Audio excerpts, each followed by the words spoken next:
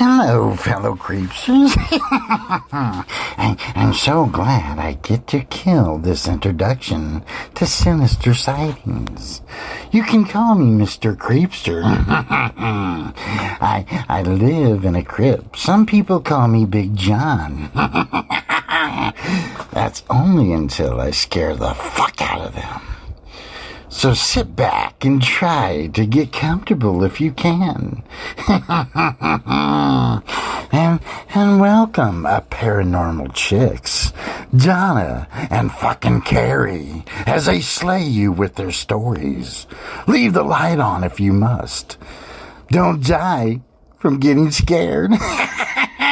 And creep it real.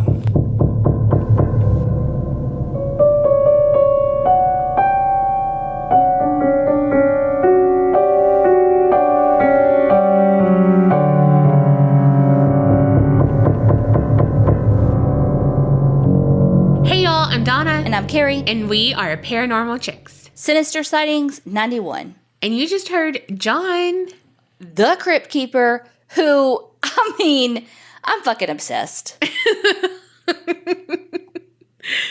I mean, at least it wasn't the Heine laugh. That's what I have to say. So creepy, right? Yes. It was so good. Such a great job, John. If y'all want to, attempt an intro after John, head on over to patreon.com/the APC All right. The first one is called True Crime, The Reason I Never Leave My House. Hey, y'all. First of all, love the podcast, and I'm so glad my mom introduced me to you. Please give her a shout out. She just reminded me of this story, and I had to let you guys know. Her name is Audra. I wanted to thank y'all for giving me something to look forward to during the weeks and for constantly making me laugh. I'm probably your youngest listener at age 15, and I have a story that scared me out of going outside. Sorry in advance, this will be kind of long. This story takes place in 2012 in Riverton, Utah. The victim's name is Ann Kasperzak. Sorry, I don't know how to say it. Hopefully you do, because they had phonetically written out how to say their mom, Audra's name. She was murdered only a few miles from my home at the time. Anne was 15, and she had a boyfriend named Darwin Bagshaw, who was 14 at the time. As far as Anne's parents knew, Darwin was a good kid. He was quiet and awkward and kind of evasive. Darwin seemed to make Anne happy, so there was no concern. One night, Anne was asleep in her room, and Darwin lured her out of the house, telling her something along the lines of, "I want to see you," or "I want to spend some time together." Anne snuck out of the house and went to meet Darwin. He ended up brutally murdering Anne with a shovel, fracturing her skull and shattering her forehead. Once Anne was dead, Darwin threw her body into the Jordan River in Draper, Utah, and left. Anne's parents didn't notice and report Anne missing until the morning of March 10th, 2012. Once police were involved, things moved relatively quickly. Law enforcement found a bloody shoe on a trail near Jordan River, which confirmed to be Anne's by her parents. Police interviewed her family, which were all found innocent, and her boyfriend, who had blood on his shoe. Law enforcement confronted Darwin, asking how the blood ended up on his shoe.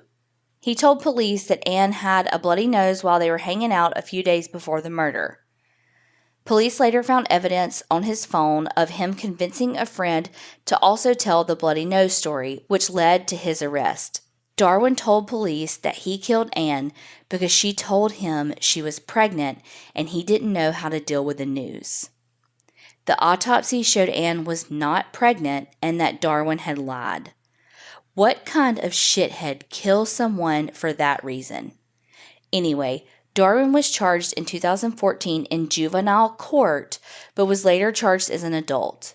He was charged with first-degree murder and pled guilty in court. Darwin is now being held in the Salt Lake County Jail with a $1 million bail. Anne's family wishes they knew the reason behind her murder, but knows they will never get one, but are still grateful that their daughter can rest in peace now. Sorry this story is long, but I feel like more people need to know Anne's story. I have never left my house since then, as I was 7 when this happened, and it scared the shit out of me. Thanks for listening, y'all. Feel free to use my name, Riley. Gosh, Riley. That's heartbreaking. It is. It's so sad. Also, her forehead being crushed. By a shovel. Shovel. Also, I have a big forehead, and I'm just thinking about, like, the pain. Well, because I have a big forehead, like, of course I'm like, forehead, but crushed. Way to make this about you. That's what I do. I'm a Leo. Hello. But holy shit. A shovel. It is so scary, though, to, like, know who you can trust.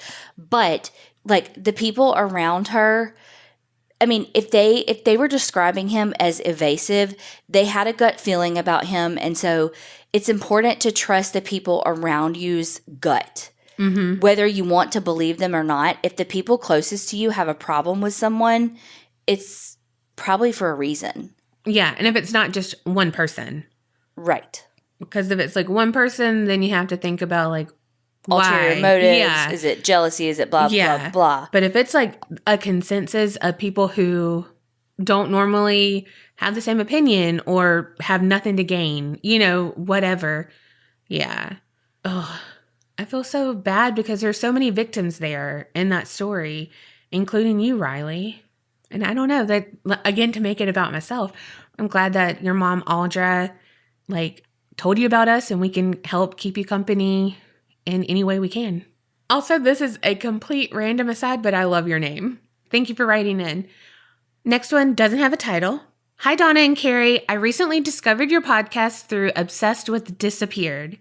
Thanks for keeping me entertained through another lockdown quarantine where I live in Melbourne, Australia. And I know that, not to interrupt you, but I'm interrupting you. And I know that we are in July with our emails right now. So right now, the UK, like I know England is in a 3rd lockdown, like as of our recording of this. So this was the Australia in a 2nd lockdown. And now I know for sure England is in a 3rd. Wow. Yeah. What the hell? It's never going to end. I was talking to someone about this the other day and I was like, seriously, I was like 2 weeks. Give it 2 weeks. A bill is going to pass and then it's going to be over with. And then it was like, and then, oh, wait, no, this is for real. This is serious. And then it never ended. I think at this point, there's not very many people who don't know someone who has died from it. Yeah, unfortunately. Okay. It's just me and my 2 kids and lots of studying. Me studying uni from home and trying to home educate my kids. Your podcast is a sanity saver and it's like sitting down having a chat with friends, which I so miss. Anyway, I'll get straight into my story. I have a few. I grew up in an underprivileged part of Australia in a house that was quite dilapidated and scary. The house was only 3 bedrooms and there were 10 of us living there, so I had to sleep in the garage downstairs with an exterior staircase. The garage was horrible. It was cold with concrete floor and brick walls with open beams in the ceiling. It was also filled with, oh God. The R word? Yes. So I'm going to guess the sentence is, it was also filled with roaches. Yes. And mice, but this was actually the most peaceful room in the house. The problems we had were all upstairs. I slept upstairs between the ages of 10 and 8, and during this time, my sisters and I would see a man in our room maybe once or twice a week. My younger sister used to see him leaning over me while I slept. One night, she woke up and he raced off down the hallway. We did tell our parents, but they didn't believe us. My sisters were prone to night terrors, so they believed it was simply nightmares. The same sister used to see a severed leg on her bed all the time, too. I used to have nightmares in that room, too. It was just really scary, but my sisters and I used to wake up without underpants on all the time, but my parents explained it as probably kicking them off at night. Fuck. Anyway, I used to be really worried about my mom leaving the kitchen window open at night. I used to wait up until after she went to bed and then I'd go and close it. I I guess I felt something really negative about it. She used to get so angry with me because it used to get so hot at night. So one day my dad tucked us into bed and went out with my mom. We were left home with our brothers who were watching TV downstairs, leaving us girls alone upstairs. The kitchen window was left open. My sisters were already falling asleep, but I felt so afraid, like something was really wrong. I kept staring at the closet because I heard the sound of metal coat hangers hitting each other inside the closet. I watched the closet door slowly swing open and a man step out of it. He went and looked over my sisters and went to look over me. He was pulling back my blanket when I heard the keys going in the front door and my dad walked into the lounge room. The man immediately jumped back into the cupboard and closed the door. My dad was heading to his bedroom and I called out to my dad. He came in and I told him I was scared and I asked if he could please check the cupboard. So he opened the door and looked inside, except he hardly got the door open when a man came charging out of it, pushing past my dad and running out the front door. My dad tried to chase him, but they lost him in the street. I believe this was the man who had been molesting me at night. I thought it was a ghost. I thought so too. But then it was like, wait, the underpants thing? Yes. Then I was like, It's not. It's not. That, like, I mean, people do kick stuff off, but then, like, all of y'all kicking stuff off, that's kind of weird. This was the only time something ended up being real, but there were other strange supernatural things going on in the house, too. I was once sitting on the toilet. Sorry, I know it's too much info, but I guess it was just a really rude and intrusive ghost. And I put my face into my hands, like, you know, when you cup your face in your hands? I guess I was bored. I don't know. I was only 12 years old. Pre-cell phones. I guess it was the shampoo bottle shit. Uh-huh. Like, didn't have anything. Just like, oh my God, can you come on? When I went to wipe and I pulled my hands away, there was a face looking at me. A face that was suspended in midair. But the weirdest thing was that this face was made of colorful pinpricks of light. It was amazing, but scary. I raced from the room without even wiping. I also have one more quick story. This was a dream I had around 3 months ago. I'm a mama now and I have 2 little boys. In my dream, I needed to get something for my son, so I left them with a neighbor and went off to find Queen's Park, which was a park I went to when I was a kid. I got in a bus and went on my way, but on the way down my old childhood street, I saw this holiday camp place I used to go as a child, and I thought I'd go inside and say hello because it'd been so long since I'd been there. The camp was so different, though. It was really beautiful. It was a huge garden, like a jungle, with creeks and huge trees and flowers all around. I stepped through the garden and into the building. It had the pool tables and tennis tables it had when I was a child, but there were also 3 beds, which were made up in old floral sheets and looked so cozy. One of the ladies asked if I was tired and that I could lay down in the bed for a while if I wanted to. I told them no, that I had to go get something for my boys, but I also had a feeling that if I laid down, that was it. I had the distinct feeling that many people had laid in that bed before, to the point where I felt like many people were sleeping in those beds at that very moment. They were fine with it, and I said my goodbyes. They told me I could go back at any time and rest if I needed it. As I was walking back to the front gate, I crossed the creek over a small bridge. I noticed immediately that the further I came to the gate, the more shadow and dark was growing. There was a black goldfish floundering on a rock, and I used my foot to push it back in the water. When I turned to head toward the front gate again, I saw a snake hissing and trying to bite me. I jumped back, but quickly realized that it couldn't get me because it was cut in half and its tail was basically glued to the ground. So I stepped over it and pressed on. When I got out of the gate, everything in the street was like that sepia tone. I was flooded with the feeling of heavy burden, sadness, fear, anger, everything. Even in my dream, I could feel an intense sudden weight on my body. I got on a bus to keep going forward to Queen's Park, but then I woke up. These stories are all 100% true. I've never told anyone about them except for my husband, so this is the first time actually writing them down. I hope the first story isn't too graphic, but I wanted to share that in particular because I went through bad abuse every night and still struggle to sleep at night, and my parents never believed me. In the end, I actually believed that it was a ghost hurting me. I literally believed that I was haunted. So I wanted to share because I think it's so important that if a child tells you something like this, you must believe them. I could have been saved that suffering if my parents had realized the connection between closing the window and what was happening to me, because it was through that window that he used to get into the house. Thanks for reading and for such a great show. Peace out. Wow. Did not see that coming.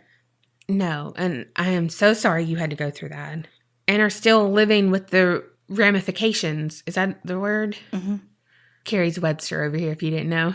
Your dream sounds fucking scary to me.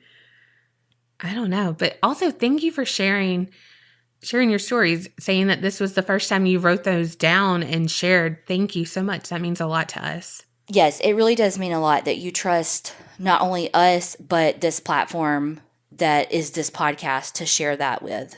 And shout out to Patrick Hines and Ellen Marsh at Obsessed With Disappeared podcast for introducing you to us. Or us to you. Yeah. Mm-hmm. One of those. Strike that, reverse it, Willy Wonka style. And give me all the candy. Give me all the candy, but keep that weird guy and that whole scene. Just give me 5 minutes in that room. 5 minutes? Well, I'll waddle too slow. But you know what I mean? Like that when they first get to go in and they get to sing the song before Augustus, no! When he fucking ruins the river. Yeah, like why? Why? This is why we can't have nice things. Motherfucker. Like just that scene, that is one of my favorite scenes. Me too. I want to know everything. And you know when he takes a bite out of that flower cup? Yes, the teacup that's really yes. You know that's probably waxy as shit. It's but nasty, but you just fucking want it so bad. And like the gumdrop thing. Yes, and then when he kicks the balls that are really good, and then when the mom that's a teacher like gets that big glob of goodness. Oh, we've been big our whole lives, people. Yes. It comes from the inside out. From our brains to our toes. Oh my God. Okay, this one's called It's Not You, It's Me, for reals. Hey ladies, I'm so excited to have found your podcast. It combines two of my favorite loves, true crime and all things paranormal. I could tell you loads of stories, but I'll just start with this one. I've been having experiences for as long as I can remember. One of my very first memories is seeing something super creeptastic by my dresser in my bedroom when I was very little. We moved out of that house shortly after that, and our new house didn't disappoint with all the new activity. Of course, I was a child, so definitely wasn't as excited about it as I am now. One evening when I was around 17 years old, I was woken up around 2:30 a.m. by the sound of my bedroom door opening. We had a cat who could somehow open doors, so I just assumed it was her and waited for her to jump onto my bed like she usually did. Except she didn't. And then the light outside of the common area between the bedrooms turned on. So I got out of bed and looked to see who could possibly be up at that time of night, other than myself, obviously. No one was there, and the light shut off while I was standing in my doorway looking around. I held my breath and closed the door super fast and got back into bed. All at once, I heard this awful ringing in my ears and felt this heavy pressure on my chest and couldn't breathe or move. It seemed to last forever, and I don't really remember what happened once I could finally move again. And I had never been so scared. I probably would have dropped dead right there if I wasn't already laying down. Once morning came, I asked my parents if anyone had been up that night, and they both said no, and my siblings said no as well. That was probably the single event in my life that got me so interested in the paranormal. But thinking back, I'd been having experiences all along. I'd love to share some more of my experiences another time because all this crazy seems to follow me no matter where I am. Thank you so much for reading and making me laugh daily. Creep it real, gals.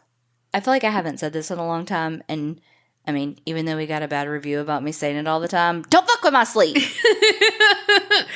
I mean, honestly, though. I mean, it's just fucking rude. Right? No. Look, I'm still that person. When I shut off a light, I like run into another place that has a light on.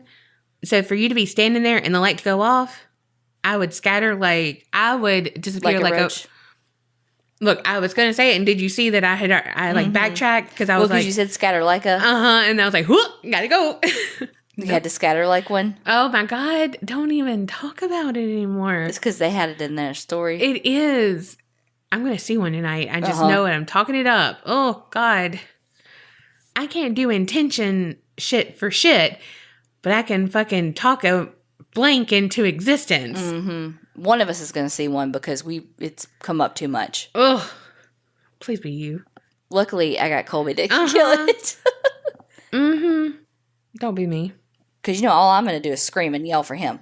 But you know what I mean? Like when you shut off a light and you're like, oh, gotta go to the light. Like, gotta go over here. I do that. Like, I will run to another place.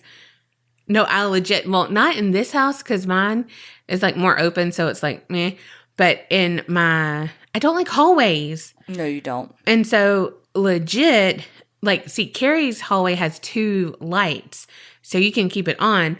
My parents have a hallway and they have one in like the middle. Their light's in the middle. And I would do it. And I don't know why hallways freak me out. But I would run into the middle of the kitchen area. And that would be my safe zone. The ghost can't get me here. All the way until I got to the living room. And then I'd be like, oh my God, do I hear something? Oh my God, it's just me breathing. Yes, right. But yeah. Well, send us all of your stories because we do want to hear them. All right, the next one. Hi, ladies. I just started listening to your podcast and I am obsessed.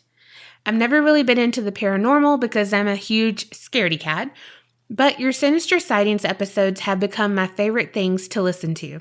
Here's a little story of the creepy shit I've witnessed. First one, a little backstory. Like I mentioned above, I'm a huge scaredy cat. I was a child who had to sleep with the lamps on and music on. I was terrified of the dark and the quiet. Because of this, I used to wake up in the middle of the night and crawl into my parents' bed. One particular night, I believe I was 7, I woke up and went into their bed just like a regular night. Sometimes they would wake up right when I got in there and take me back to my room. So this night, I crawled in towards the bottom of their bed, hoping it wouldn't wake them.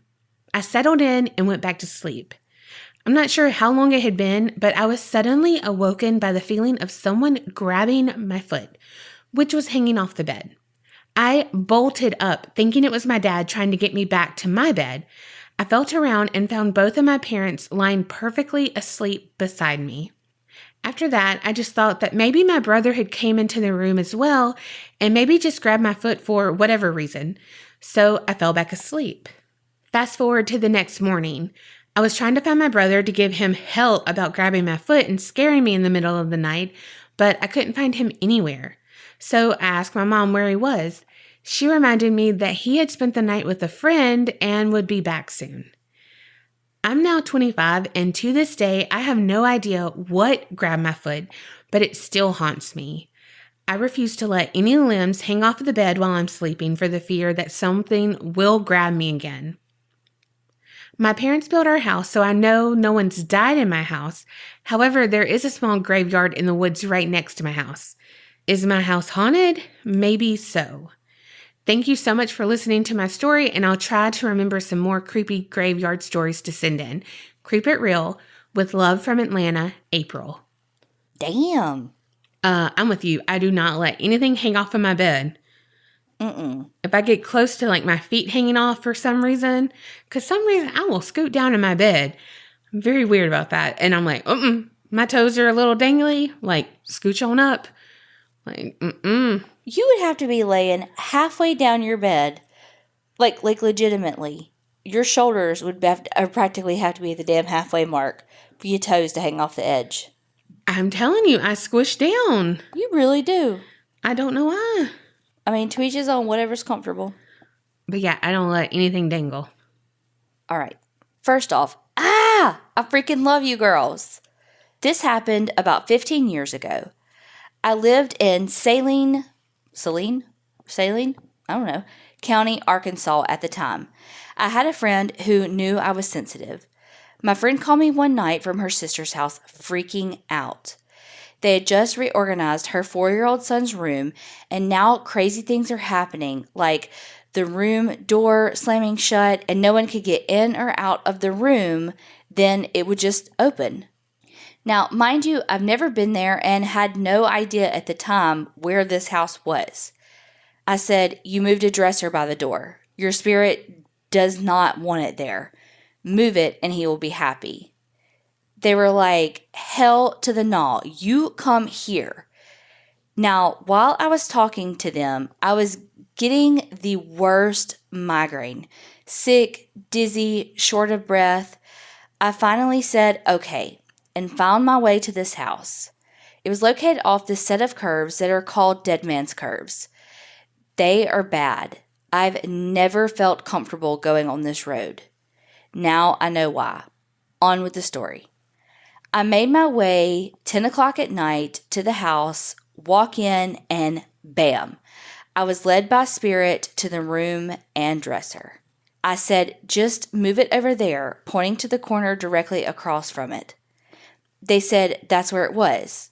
I said in an aggravated tone, "I feel due to spirit." "Then move it back."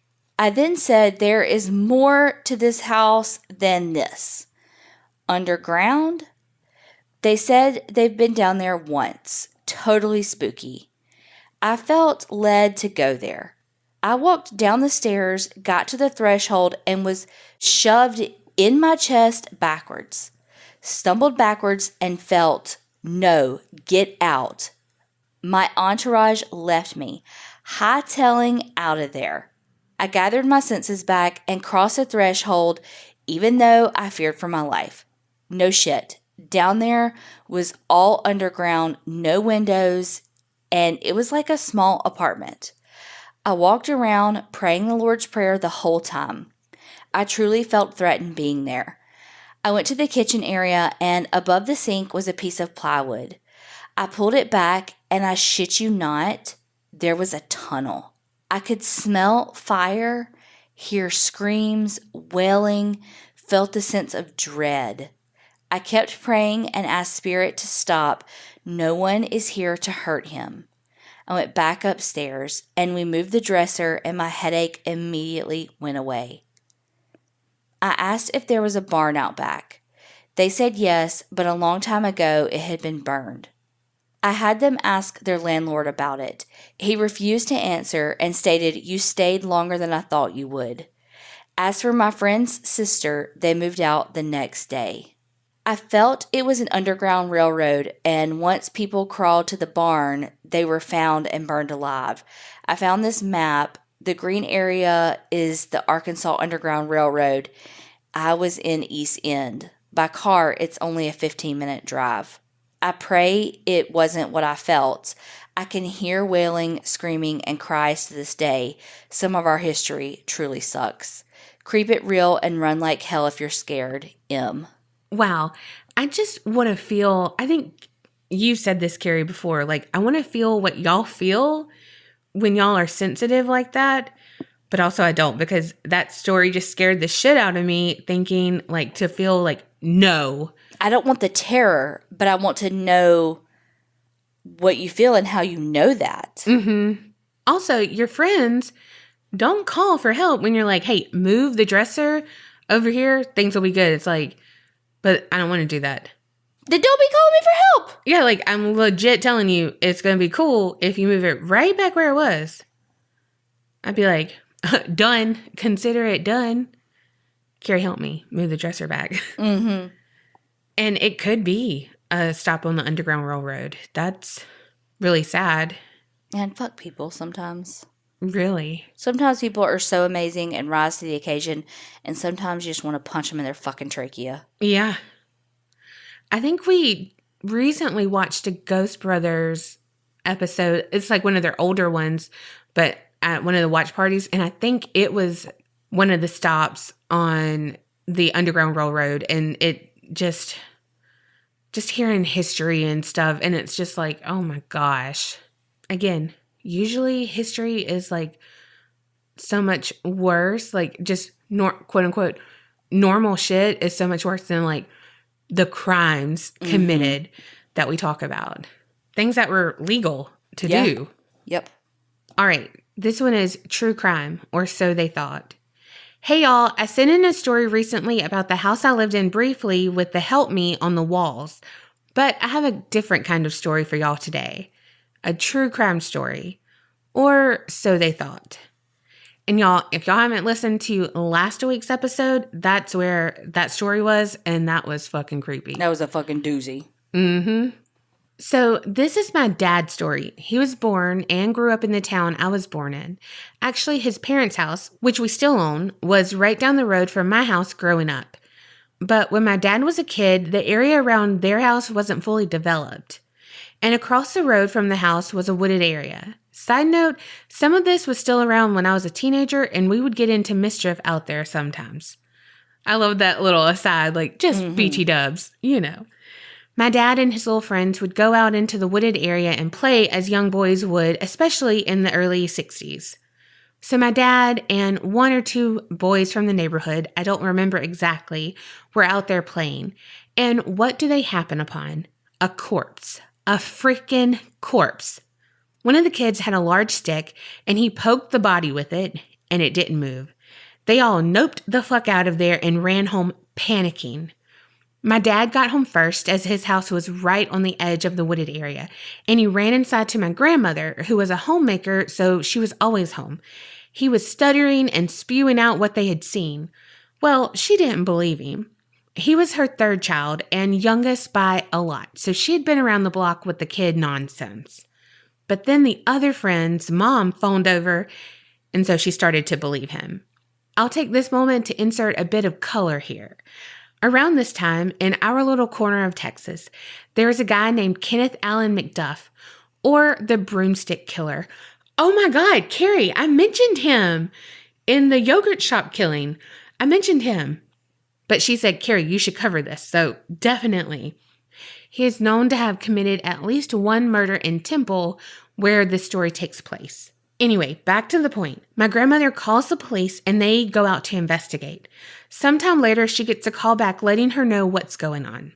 See, up the road from them, I'd say 5 to 6 blocks, and across the main road in town is a huge hospital, Baylor Scott and White, pretty much the only reason Temple is around. It's a teaching hospital. Well, what do med students need to practice? Cadavers. Apparently what happened was when transporting some cadavers to the hospital through some dirt road, one had fallen off. How they failed to notice that they dropped an entire human body is beyond me. So my dad and his friend, who were convinced that they found a murder victim, actually stumbled across a rogue body donated to science. Wow. Not the turn you would have expected. I added the McDuff info because when my dad told the story, I thought that's where it was going. I hope I gave y'all a laugh. Love from Texas, Charisse. Wow. Holy shit. Well, one, they still found a dead body, though. Yes. That's still wild. Yes. And I love that he had a big stick. Of course he had a big stick in the wooded area. You know, like... Yes. Also, when you read that, though, you legit sound like you said he had a... Not a big stick that he poked it with. And I was like... I think what she said, Carrie. That's on the adult after time. Yeah. Take that, Big Brother After Dark. I was listening to a podcast. I can't even remember which one it was that I was listening to. But it was... I think it might have been the story I did last week. I can't remember. But that just reminded me how, like, when people find... I think it was last week. Anyway, when people find dead bodies, they like... I wasn't sure if it was a mannequin or not. And it's like, the podcast was like, it's never a mannequin. Yeah. There's never mannequins just out about laying around. Like, it's always a body. I don't know. This story just reminded me of that.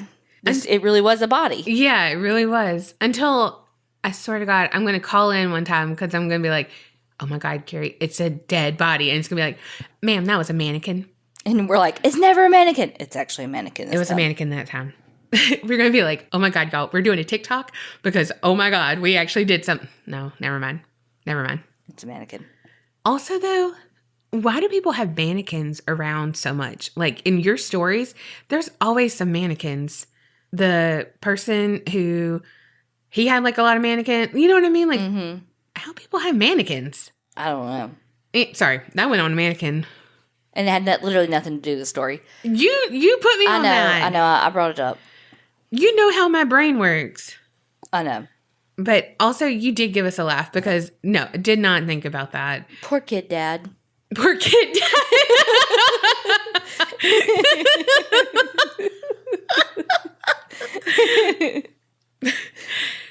Yes. Yes. Yeah, her dad, but his kid version. Kid version, yeah. Poor kid dad. Like Scooby-Doo, the juniors.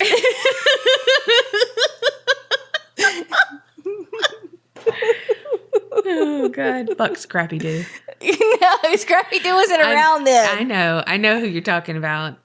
All right, the next one is true crime-ish. Hey! So I've been listening to your podcast for a month now, and I love it. I've gone back to the beginning, and I've been listening to episodes randomly. I'm a true crime podcast fanatic. I don't even listen to music anymore. I love the paranormal aspect of your show, even though I always say no to my fiance when he suggests watching a scary movie, but I will read the plots to them on Wikipedia. And then she did but she drew it with a dash. Yeah. God, I love those. Yeah. I'm really enjoying the Sinister Sightings, so I've decided to write in. Here are 2 stories. Story number 1, Tortilla Thief. Well, I'm already pissed. It was summer break, and I was 13 or 14. I'm not sure where my brother was, but both my parents were at work, so I was home alone. I was walking to my room from the living room, and from the archway leaving the living room, I could see the blinds from my brother's room moving. Where did that wind come from in the middle of the day during the hot AF summer? As I was looking, I see an arm and the top of a head coming through the window. I ran to the laundry room and grabbed the phone. My dumbass decided to hide under the dirty clothes in the laundry room and call my mom at work. Just as my mom says hello, my uncle, who lived in the renovated shed in our backyard, walked into the laundry room. He had tortillas and other snacks from our kitchen. He asked what I was doing. I lied and said I was looking for a shirt. I hid the phone under the clothes. And then he told me not to tell my parents he broke in to get food. After he left, I grabbed the phone and told my mom what happened. She was pissed. Who knows how long he had been doing it. She told my dad, and my dad talked to my uncle. I avoided my uncle at all costs, and shortly after, he moved away. Poor thing. I don't know whether to laugh or be like, bless your heart. Bless it. Like a little combo. Yes. How terrified are you? Gosh.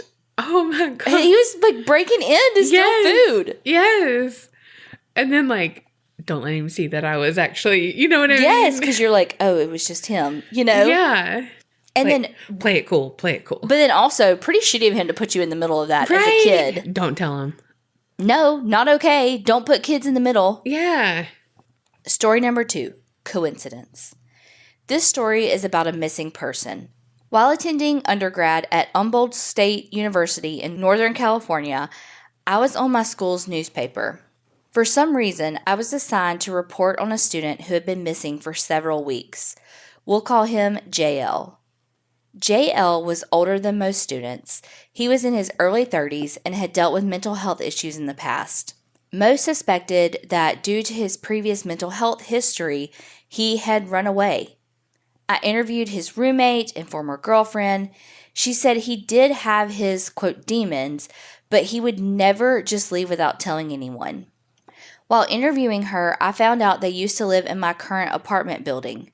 The story I wrote on JL published, and the day after publication, we got mail addressed to JL. We were living in the same apartment he had lived in. We had been living there for a few months and had never received any mail addressed to him. I didn't open it, but from the outside, I could tell it was from a medical facility.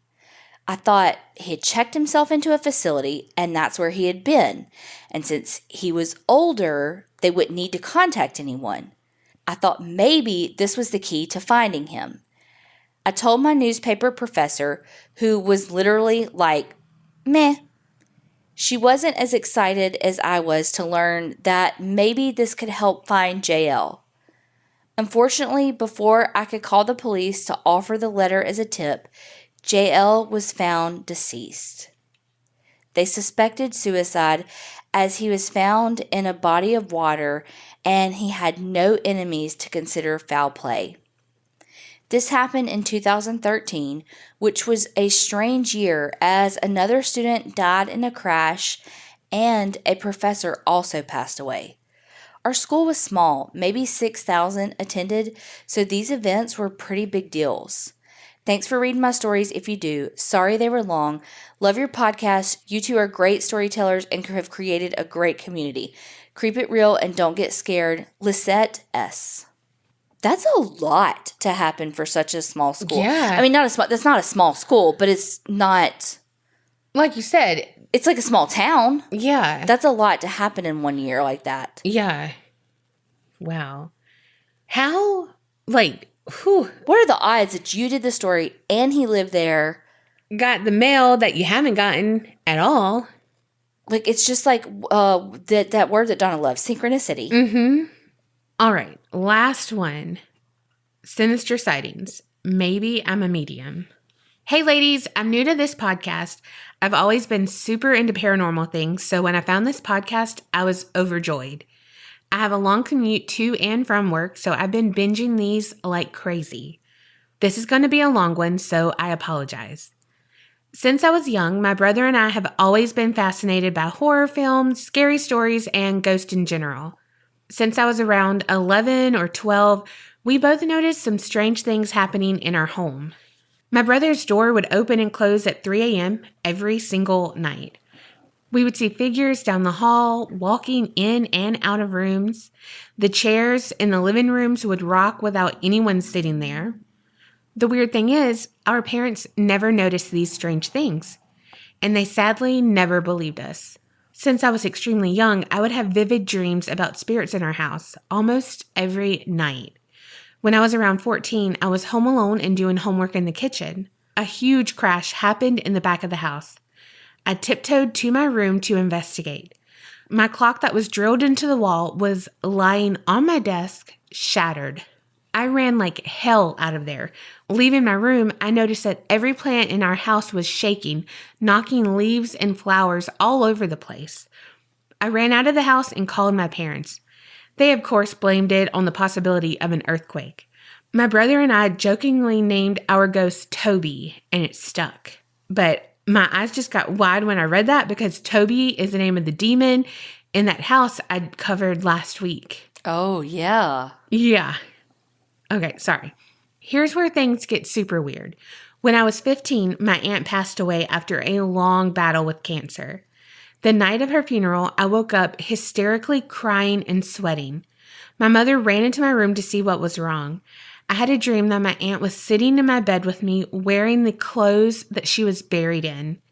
She touched my face and she told me to tell her husband and the rest of my family that she loves us and that we should not worry about her because she's in a better place. I called my uncle and he cried on the phone for an hour. I had a dream about my great-grandfather falling one night. I told my parents, so they called him, and sure enough, he had fallen and couldn't get out of the floor. The scariest experience with these dreams is this one. A lady I worked with passed away suddenly. That night, in my dream, she came to me. She was rotting and screaming at me to help her. It was traumatizing. I had no idea what to do, so I held her hand until I woke up. Since then, I've had dozens of dreams where people who have passed have asked me to pass on messages for them. Fast forward to me being 18, I moved out and things calmed down. I had no issues until December of 2019. I had major hip surgery and had to move back in with my parents until I healed and could walk on my own again. When that happened, my mother started smelling cigarette smoke every night at 10 on the dot. No one in my family smokes, so that was really odd. One night, about a week after surgery, I had sleep paralysis. I have never experienced something like that. I was in my bed, unable to walk, of course. I got a strong sensation of a presence, and I immediately started praying that it would go away. I heard whispering in both of my ears, and a strange song started playing in my head. I've never heard it before. I tried to scream for my mother, but I couldn't move at all. It lasted for about 5 minutes, and finally I was able to get a few screams out. I told my mom, and she had no explanation for what had happened.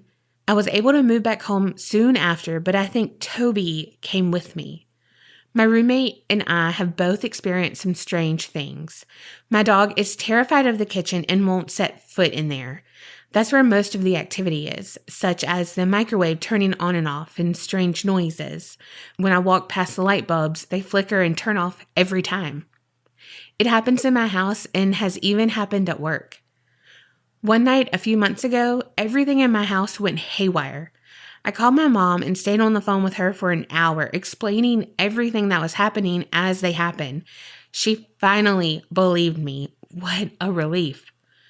I started doing some deep research from both Google and the good old Bible. I have come to the conclusion that maybe I'm a medium? ? I'm a Christian, and I've always heard to never seek out mediums, so the thought of that terrified me. But after my research, the Bible says that spiritual gifts are a gift from God, so maybe it can't be too bad. Maybe this is actually my purpose, and I'd love to hear what y'all think. Thank you so much for reading this. I know it was so long, but I feel like every word of it needed to be said. Love you guys, Anna. Well, the sleep paralysis, woo, that Toby thing got me because it's just like, what a coinky-dink that the demon in my story last time was named Toby. Ugh. But yeah, you're definitely sensitive. And I mean, I am not the expert on this, but we do have people who know way more about this in the Facebook group. So plug for that. If you are in there, like I would definitely ask around, or if you're not, go ahead and join it. But I think it's definitely a gift. I don't think it's anything to be feared at all. Honestly, I don't. I don't really know anything other than like what I've seen, like Teresa Caputo and all them doing, So I don't know as far as like how yours manifests like in a dream like that. But I wonder what that means with that coworker, like how like she clearly had a more negative experience. I wonder why. Like, was she not a good person? Like, did she not like? She might have not been murdered, but it might have been like a more tragic, gruesome death. Yeah. It's interesting though. I always like to get people who like claim to be mediums and stuff, like what their opinion of the afterlife is and stuff. Yeah. Because, not everybody that says they're a medium is a medium. But just like with any profession, you have bad apples. That's the thing. People lump everything into it. It's like, oh, well, I went to one once and they were terrible. They didn't know anything, or they were too general. And it's like, well, yeah, I went to a doctor one time and they, didn't listen at all or misdiagnosed me, but not all doctors are bad, or, like whatever. Car dealerships, whatever. Like you said, it's everything. The people I've went to and had like my cards read and stuff, it's fucking therapy. Mm-hmm. So, I mean, it is what it is. Completely agree. And like I said, people have gifts, people have special abilities, and that is not my special ability, but I'm really glad other people have it. And we're also really glad that y'all are sending in all these stories, because even in a couple of the actual stories, y'all talked about how much y'all enjoy the Sinister Sightings episodes. And we do too. And we really are glad that we've had enough stories to keep doing them every single week. Even though, as you all know, my butthole clenches that we're going to run out of stories. So, thank y'all so much. Keep sending them in, aparanormalchicks@gmail.com. Don't forget, like, review, all the things. And remember, keep it real and don't get scared.